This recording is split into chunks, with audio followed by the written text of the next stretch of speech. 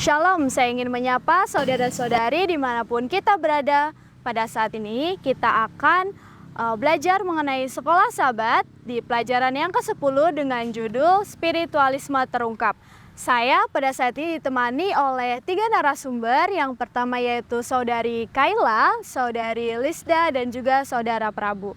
Di mana pelajaran sekolah sahabat kita memiliki ayat inti yang diambil dari 1 Tesalonika 4 ayat 16 dan 17. Sebab pada waktu tanda diberi, yaitu pada waktu penghulu malaikat berseru dan sangkakala Allah berbunyi, maka Tuhan sendiri akan turun dari surga, dan mereka yang mati dalam Kristus akan lebih dahulu bangkit. Sesudah itu, kita yang hidup, yang masih tinggal, akan diangkat bersama-sama dengan mereka dalam awan menyongsong Tuhan di angkasa. Demikianlah kita akan selama-lamanya bersama dengan Tuhan.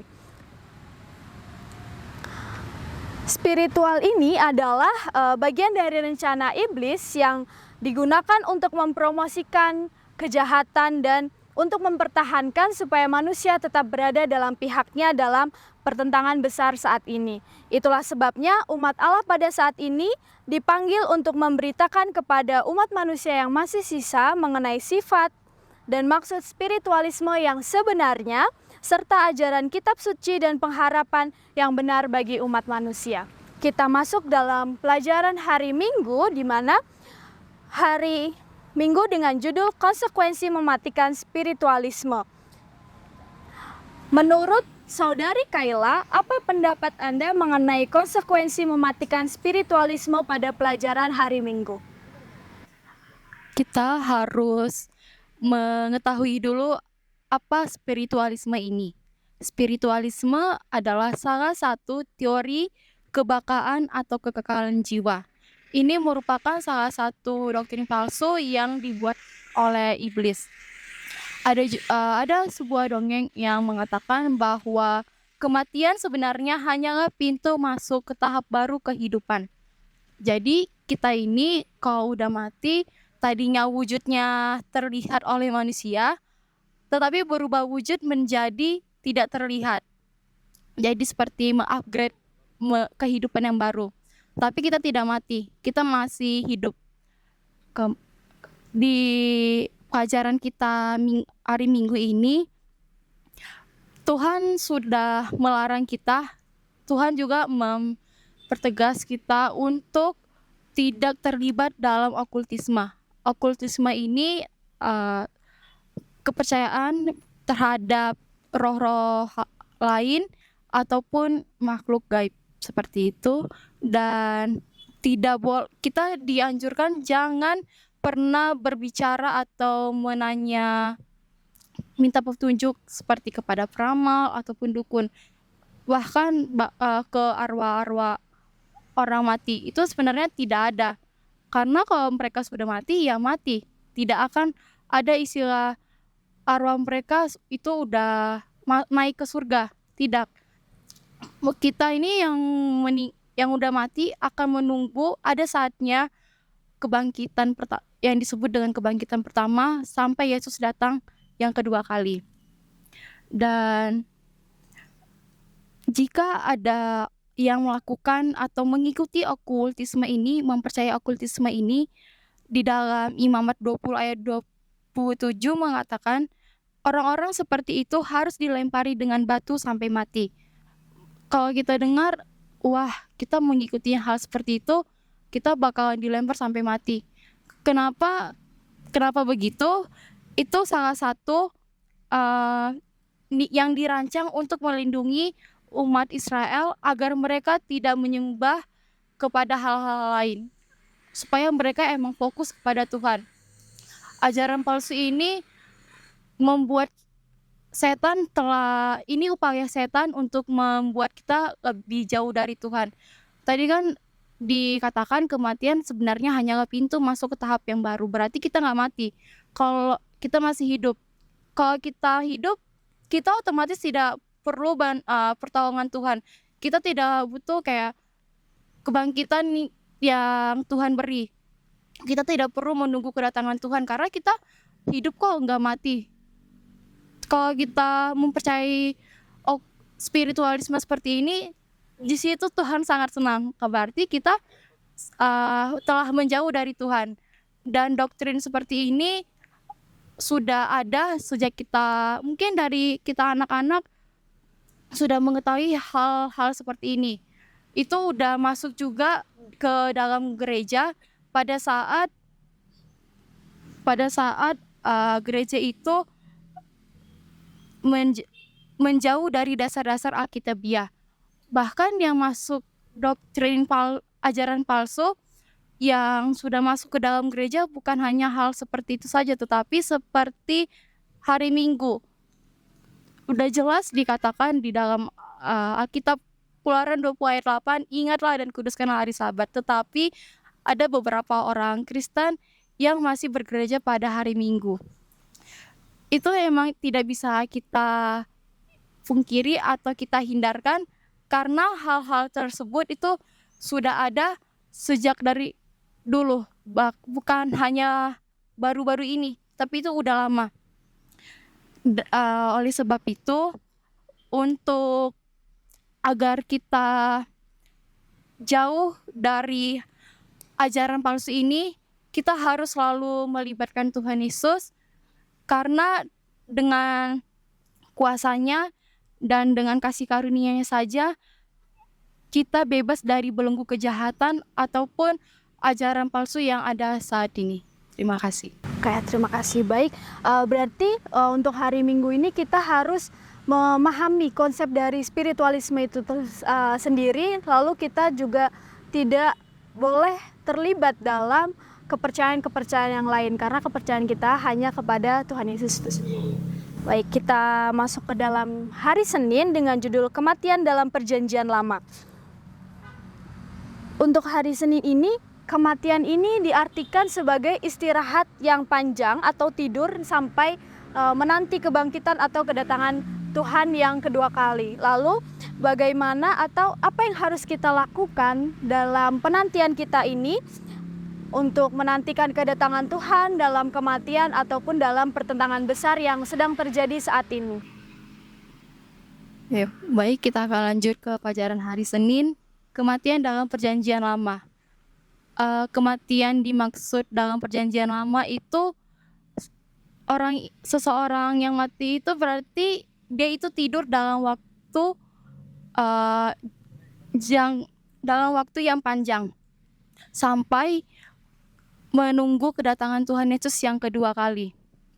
Dan kalau tidur ya sama seperti kalau kita tidur di rumah, kita pasti tidak akan melakukan sesuatu, tidak bisa ngapa-ngapain, bahkan kalau orang lain ngomongin kita karena kita udah tidur lelap atau nyenyak, pasti kita tidak akan mendengar suara mereka.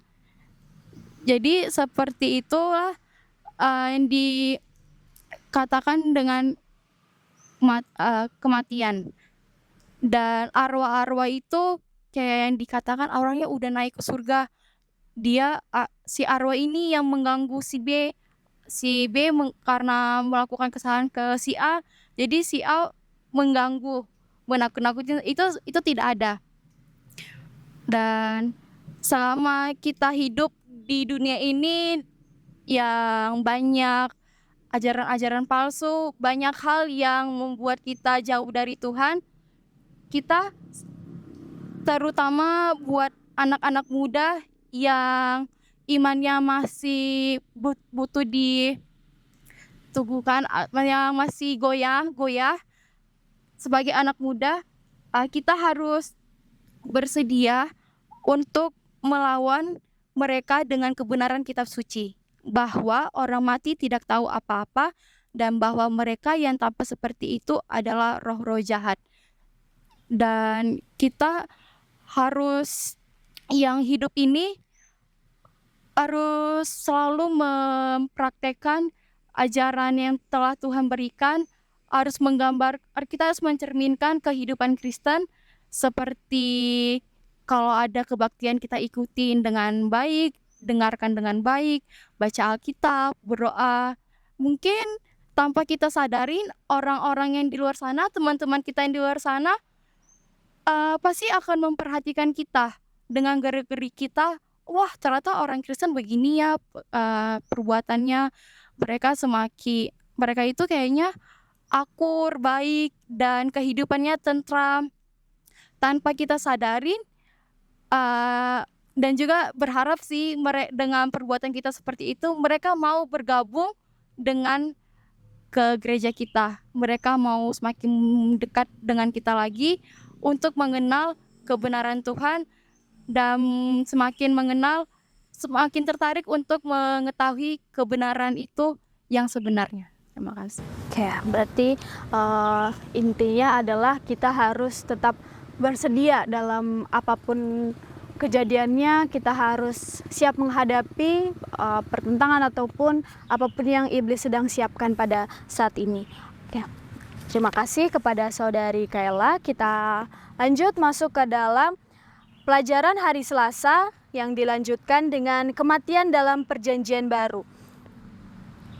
Setelah kematian dalam Perjanjian Lama, pada Perjanjian Baru ini menekankan bahwa hidup kekal ini hanya ada pada saat kedatangan Kristus kembali. Bagaimana menurut Saudari Lisda mengenai pandangan atau hal tersebut? Baik, kematian dalam Perjanjian Baru, di sini dikatakan bahwa baik Perjanjian Lama maupun Perjanjian Baru menggunakan simbolisme kematian sebagai tidur. Tidur disamakan dengan kematian. Tetapi dalam Perjanjian Baru, kematian lebih dimaknai sebagai kebangkitan. Jadi kebangkitan yang mulia hanya pada saat kedatangan Yesus yang kedua kali. Hidup yang kekal hanya ada di dalam Kristus. Semua setan dan neraka tidak dapat merampas jaminan kehidupan kekal dari kita orang-orang percaya. Jadi kita sebagai orang-orang percaya, kita harus yakin bahwa kedatangan Yesus yang kedua kali itu adalah suatu pengharapan untuk kita agar kita bisa merasakan kehidupan yang kekal itu. Sebab jika benar orang mati tidak dibangkitkan, maka Kristus juga tidak akan dibangkitkan. Jadi sudah jelas kita lihat bahwa Yesus mati di kayu salib dan dia dibangkitkan pada hari ketiga. Nah, kita sudah melihat itu, berarti kita harus yakin dan percaya bahwa Yesus adalah juru selamat kita. Dia juga akan membangkitkan kita pada saat tidur yang panjang tadi. Karena dalam Perjanjian Lama, kematian itu dikatakan tidur yang panjang. Di sini juga dikatakan bahwa kebangkitan Kristus adalah dasar dari kebangkitan kita. Sudah sangat jelas sekali bahwa dikatakan di sini dasar dari kebangkitan kita adalah Kristus itu sendiri. Nah, di sini dikatakan kematian adalah akhir dari penderitaan kita di bumi. Karena di dalam Wahyu 21 ayat 4 dikatakan, dan ia akan menghapus segala air mata dari mata mereka, dan maut tidak akan ada lagi perkabungan atau ratap tangis atau duka cita, sebab segala sesuatu yang lama itu telah berlalu. Jadi kita harus memiliki pengharapan kepada Yesus bahwa kematian itu bukan untuk ditangisi, tetapi kita sebagai manusiawi, kita memiliki perasaan di dalam diri kita, maka pada saat kita kehilangan orang terdekat kita, keluarga kita, kita pasti akan merasakan kesedihan itu. Tetapi itu tidak untuk berlarut-larut. Jadi pada saat penghiburan, yang perlu dihibur kita, yang perlu didoakan kita yang kehilangan, bukan yang telah mati. Karena yang mati tersebut itu dikatakan peristirahatan, tidur yang panjang, terlepasnya kita dari penderitaan kita di bumi ini. Oke, baik, terima kasih.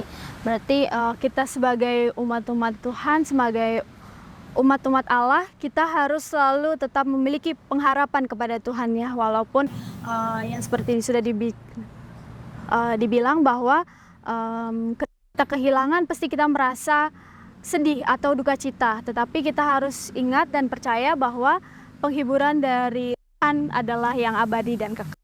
Oke, kita masuk pada pelajaran hari Rabu dengan judul Spiritualisme di Akhir Zaman bagian 1.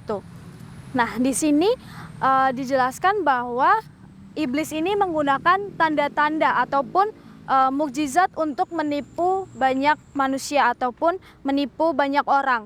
Lalu apa peran dari spiritualisme ini yang digunakan setan di tengah pertentangan besar yang sedang terjadi pada saat ini? Baik, spiritualisme di akhir zaman.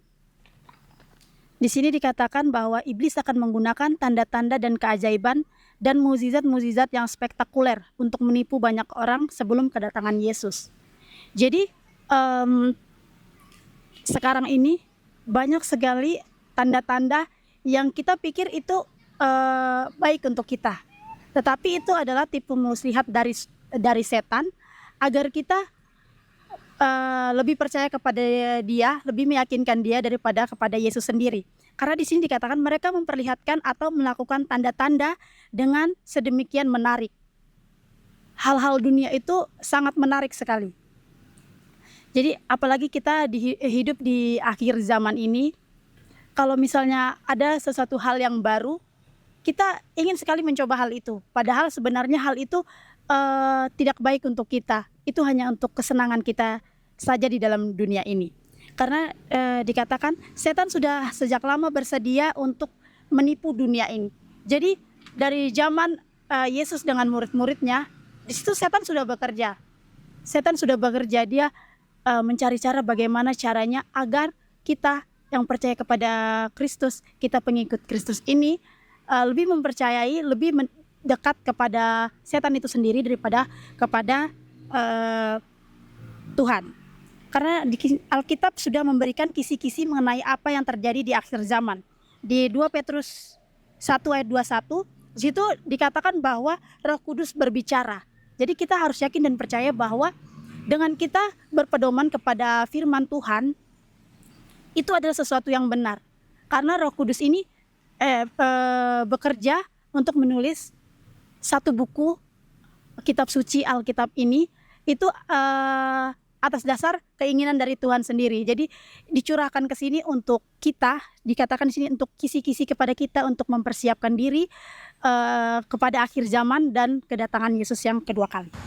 Oke, baik, terima kasih. Berarti pada pertentangan besar ini kita tahu bahwa satu-satunya keamanan ataupun perlindungan kita hanyalah kepada Tuhan Yesus. Sembari kita menanti atau menunggu kedatangan Tuhan yang kedua kali, kita harus bisa mengalahkan ataupun bisa tetap setia dan percaya kepada Tuhan dan tidak termakan oleh bujuk rayu setan. Ya, baik, terima kasih Saudari Lisda. Sekarang kita beralih kepada pelajaran hari Kamis yang akan disampaikan oleh Saudara Prabu.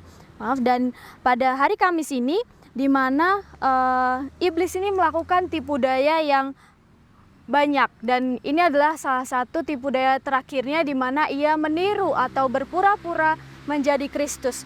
Lalu menurut Saudara Prabu, apa yang setan harapkan dari hal tersebut? Apa yang setan harapkan dari ia menjadi atau dia berpura-pura menjadi Kristus pada saat akhir zaman ini?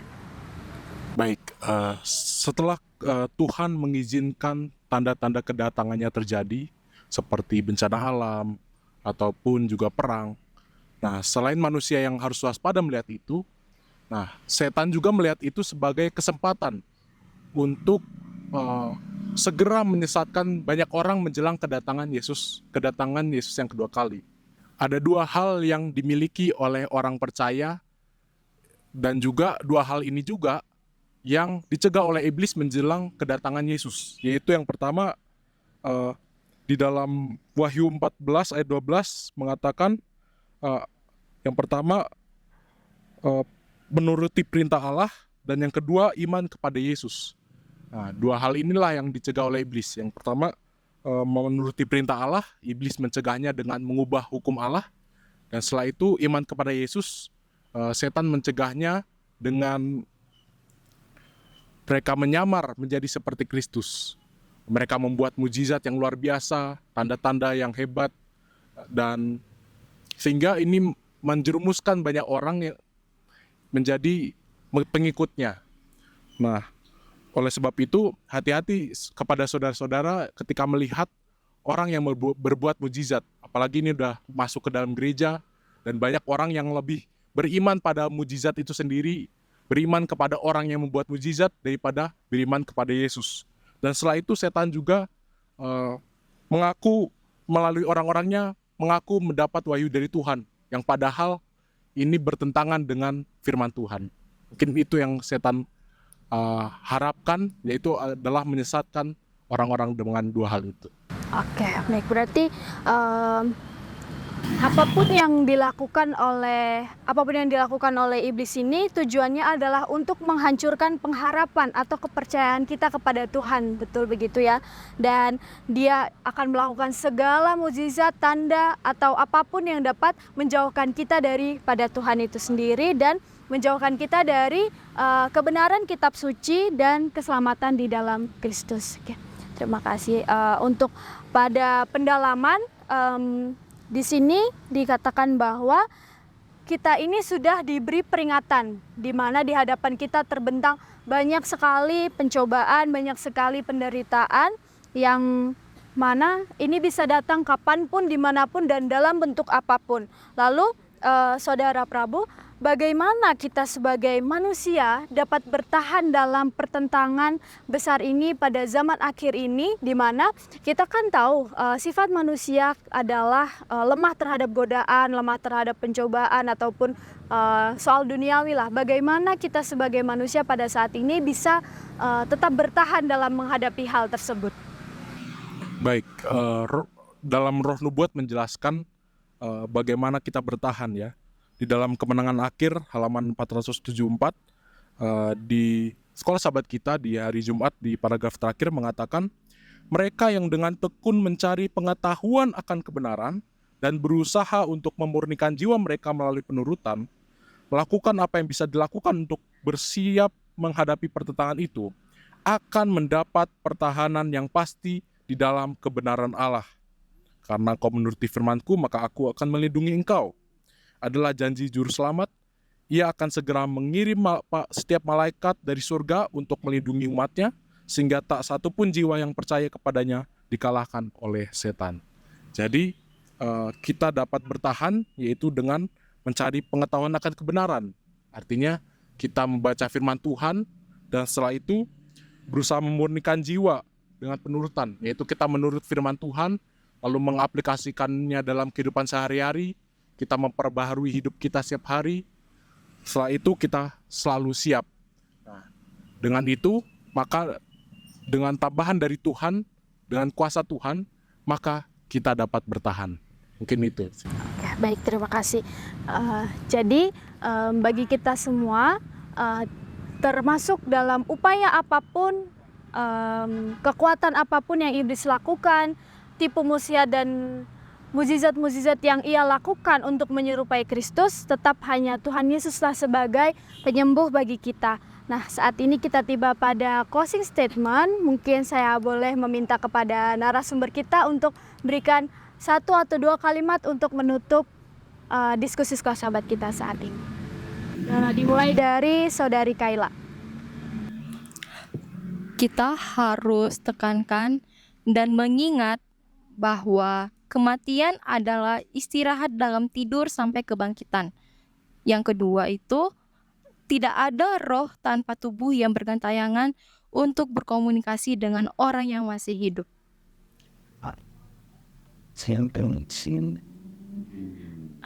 Pakailah setiap kesempatan untuk melakukan kebaikan, karena zaman sekarang adalah zaman yang penuh kejahatan.